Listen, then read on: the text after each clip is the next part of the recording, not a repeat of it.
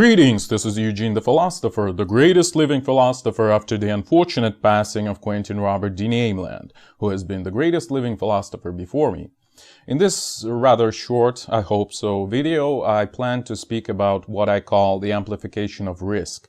And I actually thought about calling it enhancement of risk or something to that effect. And I'm quite sure that perhaps some people talked about it before me. So, well, maybe even Quentin Robert D. Nameland talked about it.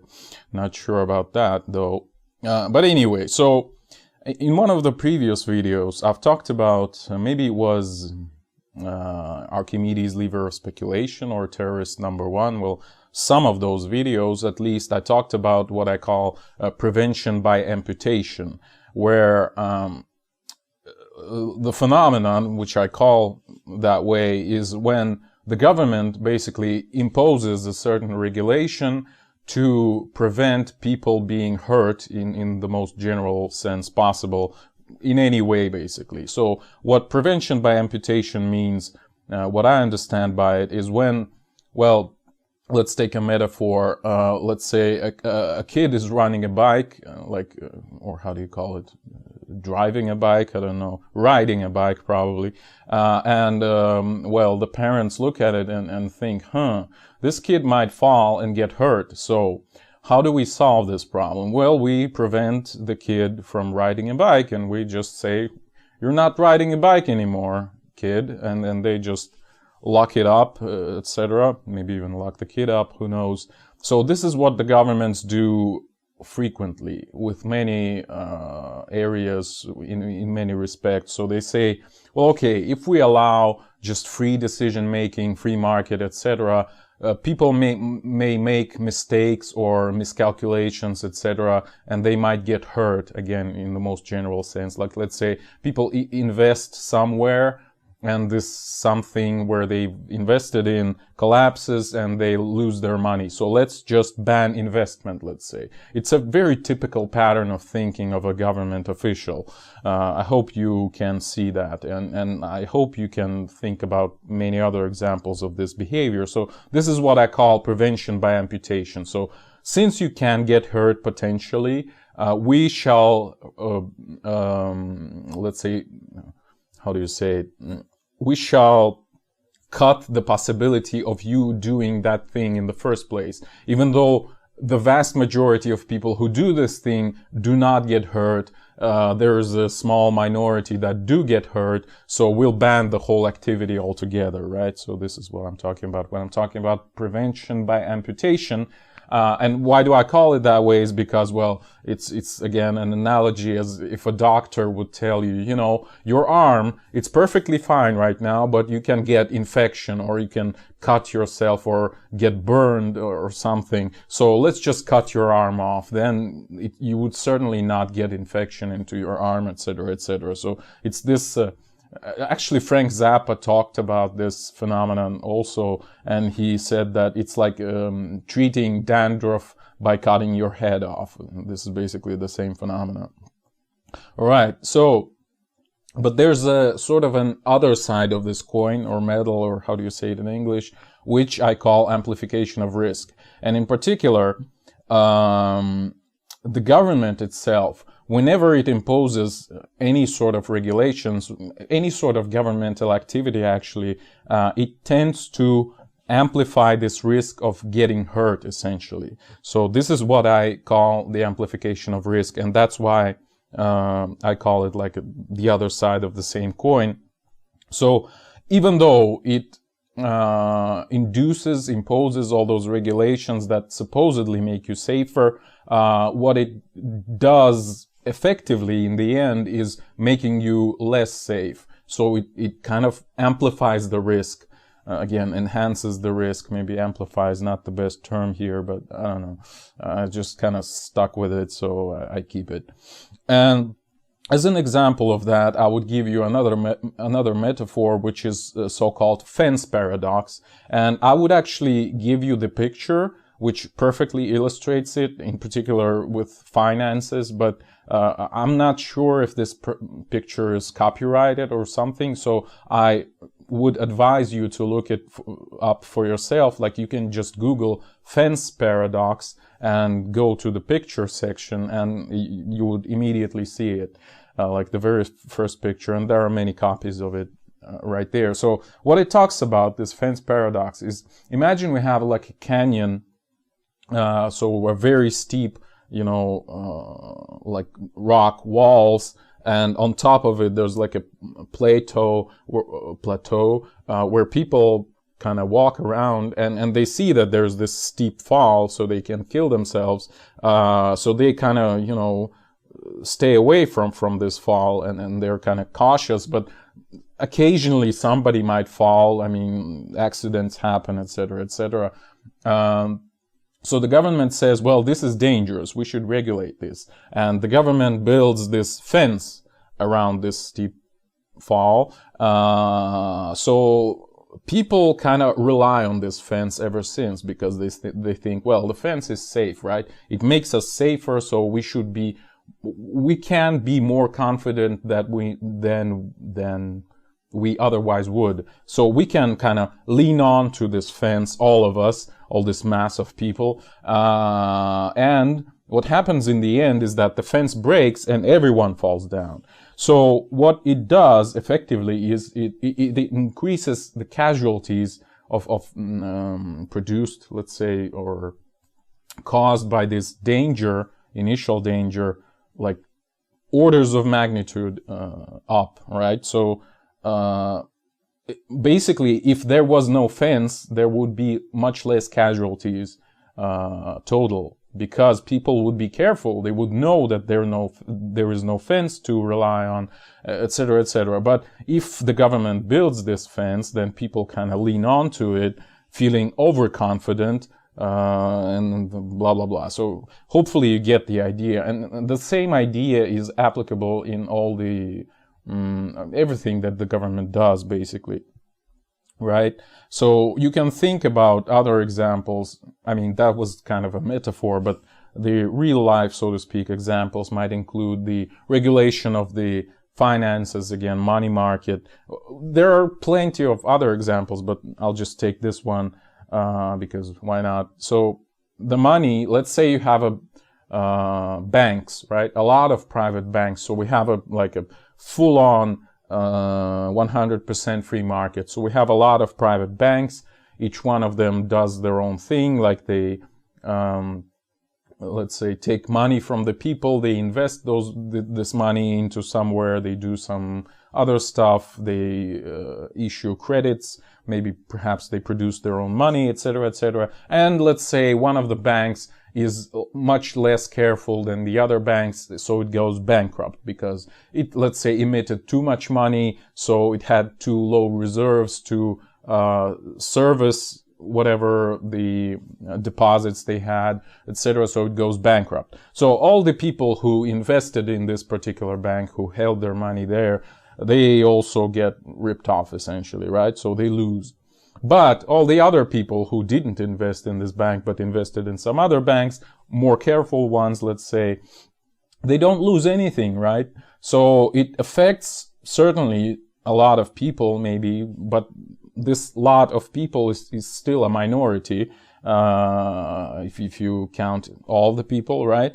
But so this is the free market situation, right? There is risk, certainly, but it only affects some people. I mean, the casualties are pretty low in comparison. In comparison to what, you might ask? Well, what if we introduce a central bank which would kind of govern all the banks and regulate all the money sphere, all the finances, etc. So what if this central bank is not careful enough and it kind of does all that stupid activity, it overproduces money, it overinvests into something, what is, Austrian economists call malinvestment, etc., etc. What if it is indulging in all those risky activities? Well, it introduces the risk for the whole society, essentially. So if the central bank is stupid, which they all are, I would argue, then the whole society is at risk of a huge collapse, which we observe, again, see like the crisis of 2008, 2009, and a lot of previous ones like the investment bubble of dot-coms and like 1970s crises, etc., 1989. There has been the Great Depression again, produced by the Fed, essentially. So what I'm talking about is the introduction of this extra regulation imposes, like it amplifies the risk by orders of magnitude, right? And not only that, but it also spreads this risk for the whole nation, for the whole state, all the people in this state, not only a particular segment of people who made a bad investment decision, let's say, but for the whole people, who, a lot of whom weren't even doing anything wrong, you know, in certain sense. So it makes, it introduces suffering into the people who didn't do anything wrong, you know, rationally speaking. They were actually doing great. They did a good investment decisions, etc., etc. So this is another good example, I think, the same thing. And one of the counter arguments for the free market that can often be heard is the so-called problem of externalities.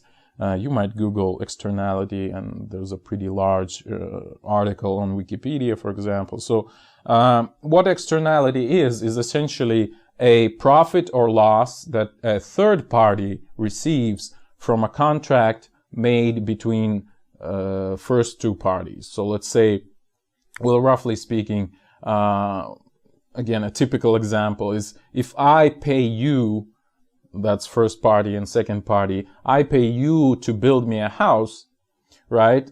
So you start building a house. So this is purely our deal, right? Only we are involved in this deal. So nobody else cares about it. But when you start building a house, then all the people around this area where the house is being built hear noises, you know, this construction noises, and there's probably all those huge transport vehicles bringing in concrete or whatever, and there are probably drunk workers, construction workers there or something.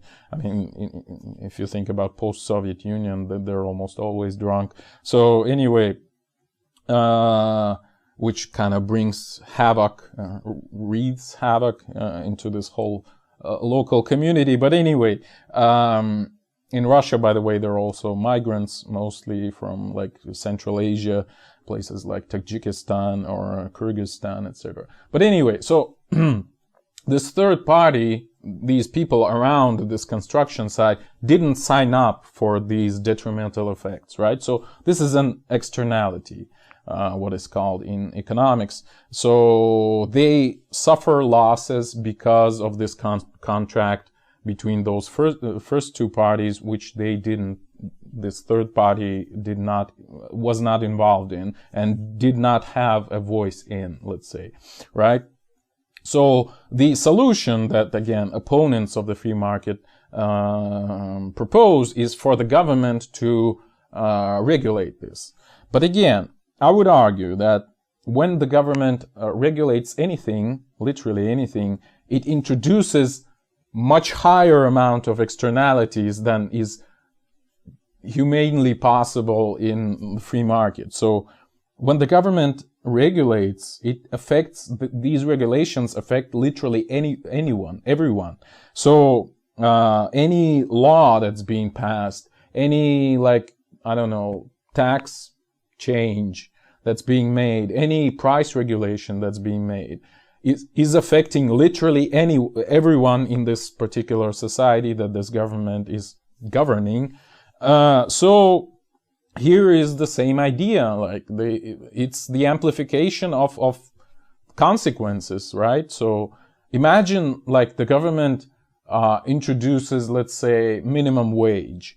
So what it does, it basically kicks off from the labor market all the people who were working for lower wages, right? So it basically makes, it creates unemployment for a huge segment of people.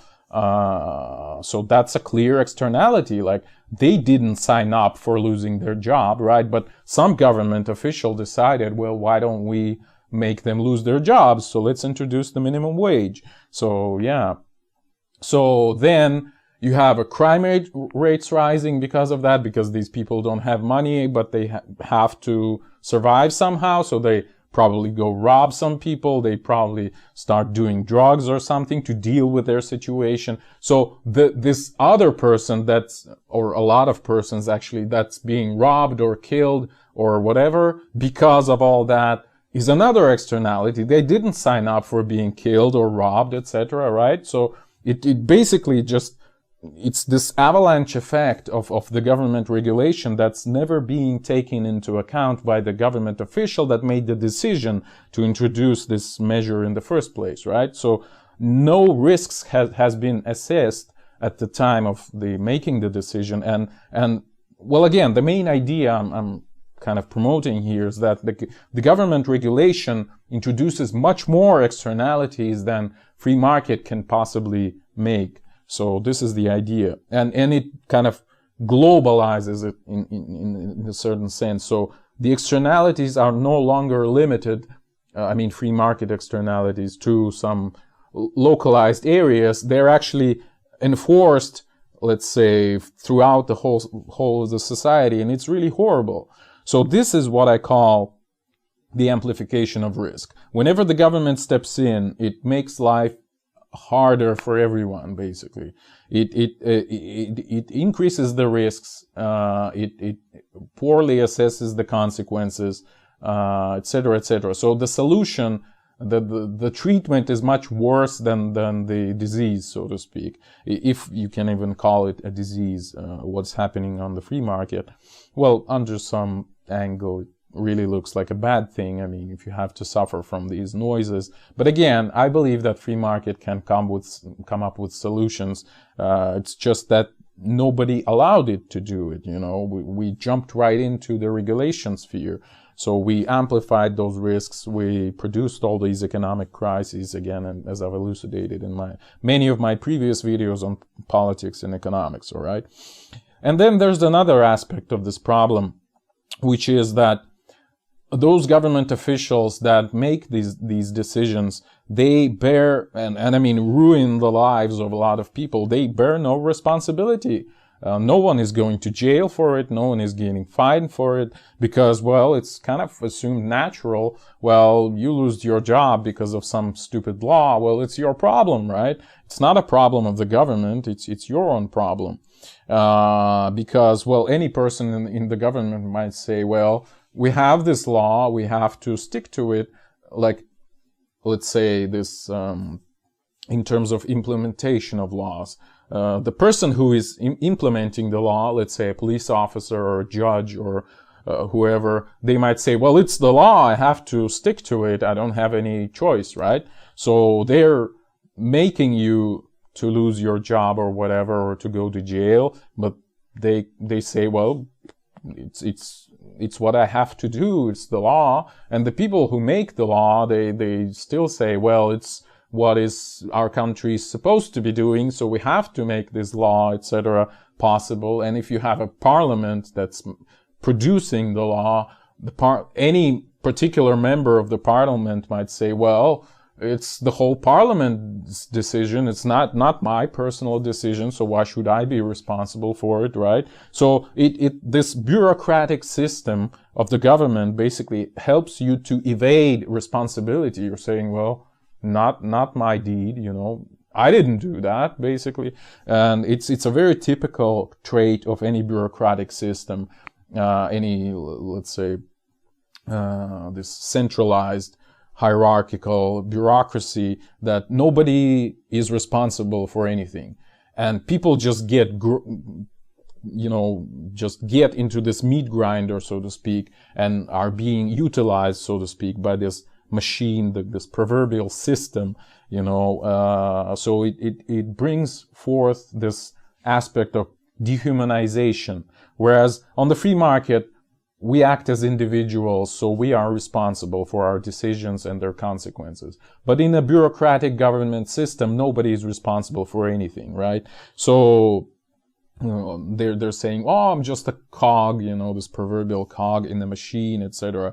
So the government screws everything up, and nobody in the government is responsible. And it's a terrific system, if you ask me, in some sarcastic sense, And in the end, if the government screws up for some reason or by some means, which it does all the time, again, we all pay for it. The government doesn't have its own money, it only has our money, right? So we have to pay for it. So some idiot made some stupid decision, and it kind of bureaucratically was depersonalized, through this whole machine. So some area was screwed up, or perhaps the whole society got screwed up because of this stupid decision. But the government says, well, now pay us some more so we can rectify it, right? So it's such a horrible system that, I don't know, I don't have enough words to express it. Think about world wars, again, as I've expressed in one of my previous videos. Again, I think it was terrorist number 1, where I've stated that really the only thing governments are really good at is killing a lot of people really quickly. So that's what the history shows, right? So if you want to start a world war, really impose a strong, centralized, super bureaucratized government. In it, it's almost naturally the war would start by its own, because, well, that's what governments do. This is their main justification for existence, is, let's say, trading threats. This is basically what they do. And again, that's why I argue that the terrorism is the primary instrument by which the governments remain in power. Is they're saying, oh, if we don't strengthen our government or whatever, our army, then the Chinese would invade, or the Russians would invade, or the Europeans would invade, and blah, blah, blah. So we need to strengthen our government, buy more arms, have a huge army, increase taxation, etc., increase regulation, blah, blah, blah. So we need a totalitarian state, basically. That's what the government's natural tendency is, to increase in power, basically, and perhaps start a good war, because why not? All right. Think about, again, those people in concentration camps who mass executed the inmates. Well, they said, well, I will just follow the orders. Well, this is my order. It's not my responsibility that I did this. It's the responsibility of whoever gave the order, right? So yeah. So this is a perfect tool of this dehumanization, depersonalization, and getting rid of responsibility, right? This bureaucratic machine. All right. One counter argument you might bring forth is that, well, okay, the governments certainly increase the risk, but they also increase the possibility. I mean, kind of high risk, high reward situation. So you might lose everything, but you might also gain everything, so to speak. And speaking about large projects, you might think about, again, space exploration. The space program is obviously a very expensive thing to do. So you might say, well, we need a government to do that, right? But I would argue that market can actually deal with those projects on its own. And because, well, first of all, the free market system is wealthier in the first place. Again, I've brought many examples of how free market countries are actually wealthier. They have, even in terms of the poor, free market countries are, there's less of this Gini index, there's less inequality, basically, in free market. And it's understandable completely, again.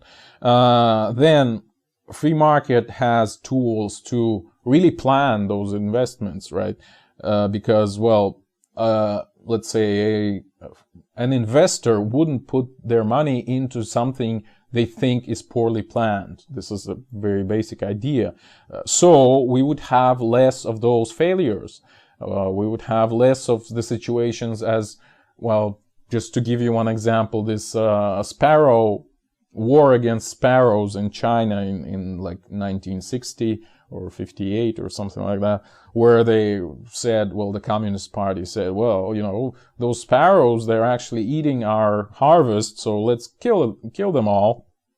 But it turned out that sparrows were actually eating a lot of insects, which were also destroying the harvests. So in the end, they killed a lot of sparrows, which arguably, again, is not the best thing to do, ethically speaking. But anyway, they killed a lot of sparrows, and what happened is that those insects just multiplied in huge numbers, and they destroyed much more harvest than the sparrows themselves were destroying. So speaking about externalities, that this brought a lot of, I mean, it increased a lot of hungry people.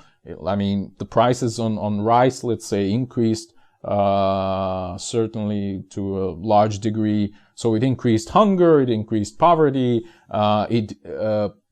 let's say, decrease the amount of possible investment into the other sectors like the industry or whatever, because people spent more money on food. So it basically, it's, again, this avalanche throughout the whole society because of the stupid decision of some government officials. Again, speaking about externalities and speaking about the enhancement or amplification of risk, right? So on the free market, on the other hand, we'd have a proper risk assessment, because we'd have different parties arguing for their own interests, and they would say, you know what, this actually would harm us, so please don't do that. And we'd have the possibility of a dialogue rather than stupid decision kind of processed by this bureaucratic machine that kind of rips the whole society off in the end, basically, right?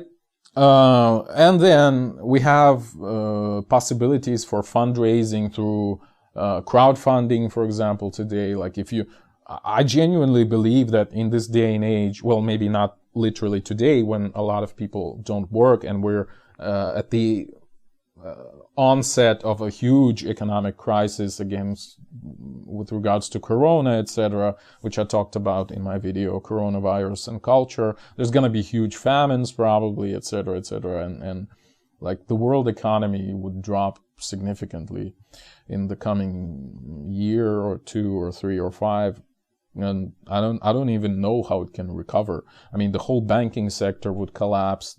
I mean, we can actually face a new world war again if China goes bankrupt, which it probably would. I mean, at least very likely to do so. So it's gonna be horrible because China has a huge army and well, whatever.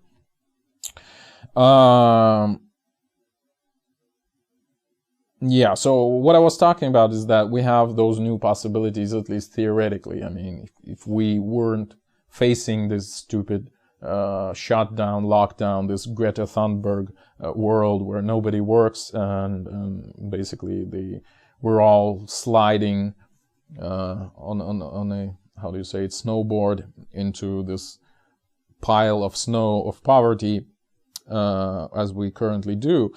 There are possibilities on the free market for crowdfunding of this type of large projects. And again, people wouldn't bring their money into something stupid. At least if you did bring your money into something stupid, well, it's your problem. Again, you might, I don't know, buy an insurance. Let's say, again, insurance companies may become much more powerful on the free market. So they would control what you do with your money, right? They would say, you know what, if you invest into this thing, you're likely to fail with your investment, so we wouldn't support you anymore.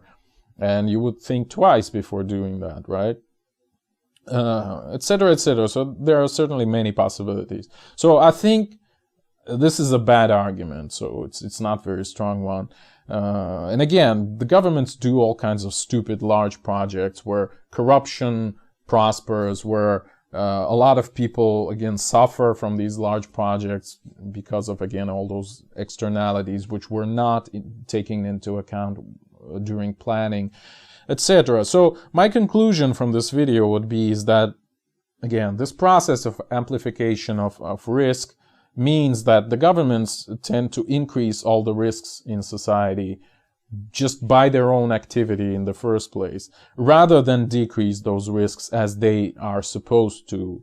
At least what's the motivation for the government is to protect you, right, to etc., etc. And this effect is actually proportional to the size of the government. So the more power the government has, the more are the risks, and the larger are the risks, and the stupider decisions would be made by this government, because again, the large government has no responsibility. It can do anything it wants, and you wouldn't be able to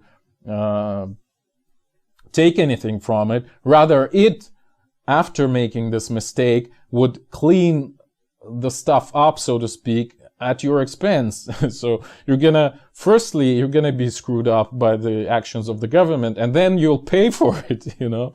So it's not only amplification of risk, it's actually, well, it's just basically lose-lose situation in this case. So yeah, if you want that, then support your government, support totalitarian states, etc., etc. If you're against that, then support the free market. Thank you for watching. The eons are closing.